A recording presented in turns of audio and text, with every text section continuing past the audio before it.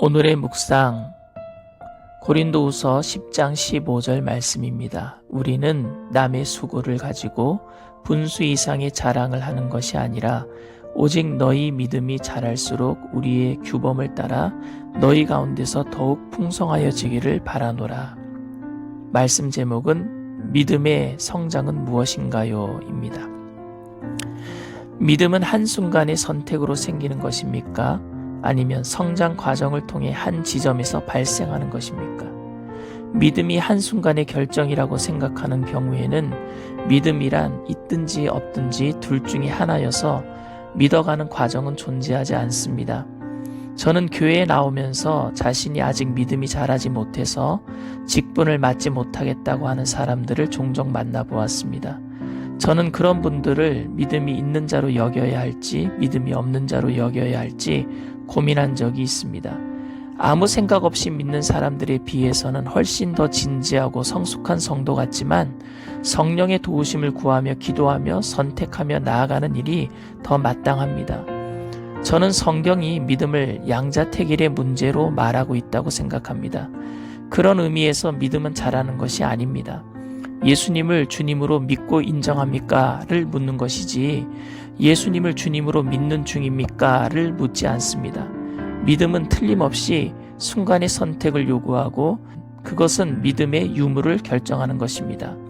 그런데 그 선택한 믿음이 마치 키가 자라서 어른이 되어가는 과정처럼 물리적 현상으로 보아서 한번 어느 단계에 이르면 줄어들지 않는 것으로 생각하면 안 됩니다. 저는 아내를 정말로 사랑해서 결혼했습니다. 그때는 매 순간 같이 있고 싶어서 다른 일에 집중할 수 없었습니다. 그런데 22년을 같이 산 지금은 옛날처럼 다른 일에 집중하지 못할 정도는 아닙니다.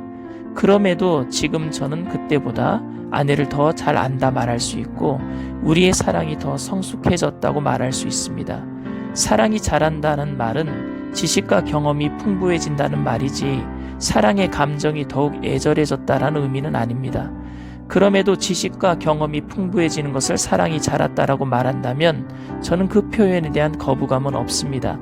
다시 말하면 믿음이나 사랑과 같은 것에 총명과 지식이 늘어나면 마치 그 믿음이나 사랑이 더 커진 것 같은 느낌이 듭니다.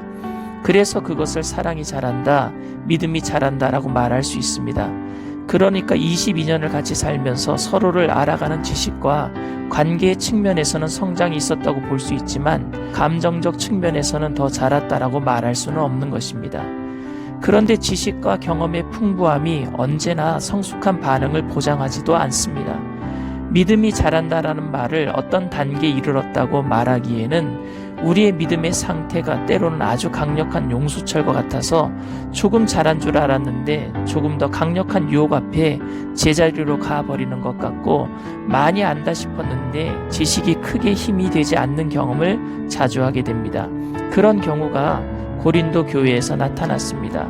고린도 교회는 바울이 처음으로 복음을 전해 세운 교회입니다. 그런데 바울이 떠나고 나서 유대교 선생들이 들어오면서 교회에 문제가 생겼습니다. 사도행전 15장에 예루살렘 공회에서 결정한 사항대로 이방인들에게는 할례를 요구하지 말라는 것을 사도 바울이 유대인들에게도 전해서 율법적 전통을 폐하려고 했다며 그것은 월권이라고 한 것입니다. 바로 그런 상황에서 고린도후서 10장 13절 14절에 월권을 한 것이 아니라 하나님이 맡기신 일을 하나님이 정하신 범위 안에서 했을 뿐이며 또 오늘 본문 15절에서 우리는 주제넘게 다른 사람들이 수고한 일을 가지고 자랑하려는 것이 아닙니다. 다만 바라는 것은 여러분의 믿음이 자람에 따라 우리의 활동 범위가 여러분 가운데서 더 넓게 확장되는 것입니다. 라고 말한 것입니다. 바울은 고린도 성도들의 믿음이 자라기를 바란다고 했습니다. 이 말은 그들이 아직 성숙한 믿음에 이르지 못했다는 뜻이 아니라 복음에 대한 그들의 이해가 더 넓어져서 이방인들과 세상 곳곳에 복음을 전하는 일을 너그러이 받아들여 주기를 바란다는 의미입니다. 즉 하나님을 신뢰하는 고린도 성도들의 믿음이 부족하다는 뜻이 아니라 관점과 지식이 더욱 넓어져야 한다는 말입니다. 바울은 고린도 성도들을 하나님을 믿었다 안 믿었다 하는 사람들로 본 것이 아니라 다만 하나님의 경륜과 구원 계획에 대해서 좀 더 넓게, 더 깊게, 바르게 생각할 수 있기를 기대한 것입니다.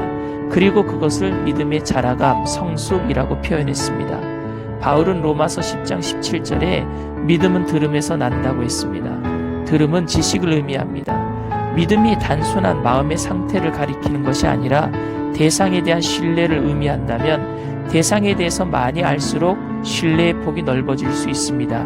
무조건 믿는다고 말하는 맹신은 건강하지 않습니다. 믿음의 자라감이 인간이 도달할 수 있는 믿음의 어떤 단계를 가리키는 말이라면 자칫 위험할 수 있습니다. 반대로 믿기만 하면 지식이 중요하지도 않고 아무것도 하지 않아도 된다고 말하는 것도 위험합니다. 사실 우리 중에 믿음이 자랐다고 자신 있게 말할 수 있는 사람은 그렇게 많지 않습니다. 성숙해졌다고 말할 때도 믿음으로 말미암아 관계와 지식이 성숙해졌다는 의미이지 믿음이라는 개인적인 감정이 성숙해졌다는 의미는 아닐 것입니다. 그렇지만 믿음이 살아있는 믿음이기에 우리의 경험과 지식은 자라가야 합니다. 믿음이 순간적이고 단회적인 선택으로 발생한다고 할지라도 그 믿음을 살아내야 하는 삶의 여정에서 지식과 경험, 관계의 성숙으로 믿음이 자라가는 저와 여러분이 되시기를 주님의 이름으로 축원드립니다. 아멘.